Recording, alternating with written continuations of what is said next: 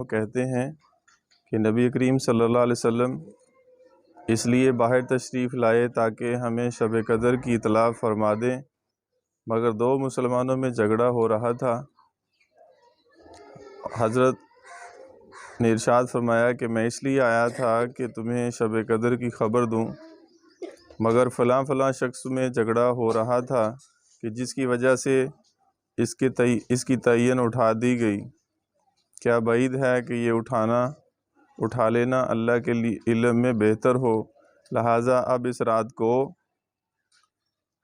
9ویں اور 7ویں اور 5ویں رات میں تلاش کرو۔ اس حدیث میں دو باتیں ہیں۔ ایک تو یہ ہے کہ یہ جو شب قدر ہے جس میں اعتکاف کیا جاتا ہے، 21ویں ہے، 23ویں ہے، 25ویں، 27ویں یا 29ویں کہتے راتوں کے اندر اس کو دیکھا جائے، تلاش کیا جائے۔ اور دوسرا یہ کہ دیکھو اس کا مطلب کہ جھگڑے کا اتنا افیکٹ ہے کہ اس کا جو تعین ہے وہ اٹھا لیا گیا۔ تو اس حدیث سے دو مطلب واضح ہوتے ہیں۔ ایک تو لڑائی جھگڑا جو ہے نا وہ اس سے بچنا چاہیے، ٹھیک ہے، سمجھ گئے؟ اور دوسرا جو ہے یہ لیلۃ القدر کا بھی آخری عشرہ ہوتا ہے، اور اس میں آپ کو بتایا تھا کہ رمضان کے اندر 4 چیزوں کا خوب اہتمام کریں، اور اس میں کیا تھا؟ ایک تو کلمہ تھا، اور دوسرا استغفر اللہ کی، اور تیسرا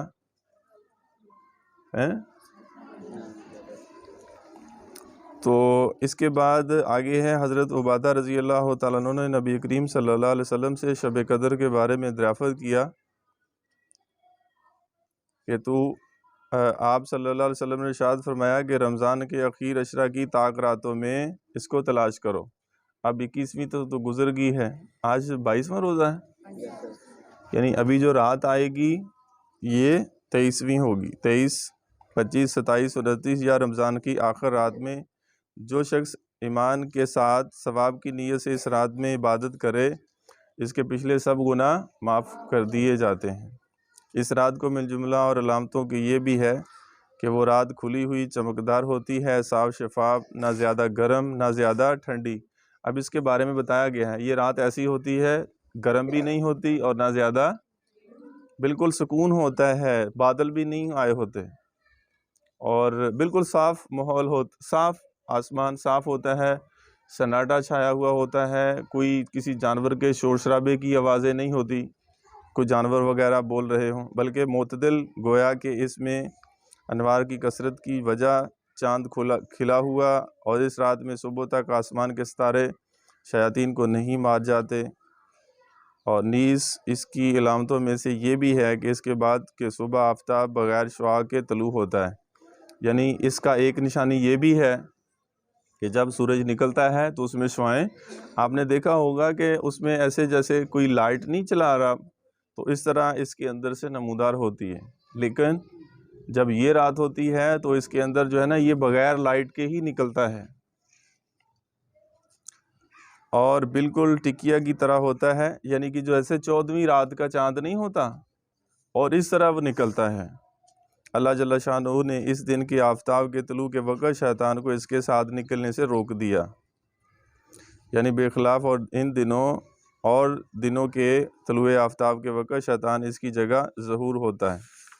تو یہ اس کے بارے میں اس کا سائن ہے۔ اس کے بعد حضرت عائشہ رضی اللہ تعالیٰ عنہ نے حضور صلی اللہ علیہ وسلم سے پوچھا کہ یا رسول اللہ صلی اللہ علیہ وسلم کہ مجھے شب قدر کا پتہ چل جاوے تو کیا دعا مانگوں، یعنی کہ جب شب قدر کے بارے میں پتہ چل جائے تو کون سی دعا مانگنی چاہیے، کہ پتہ چل گیا ہے کہ یہی شب قدر ہے تو کیا دعا مانگنی چاہیے؟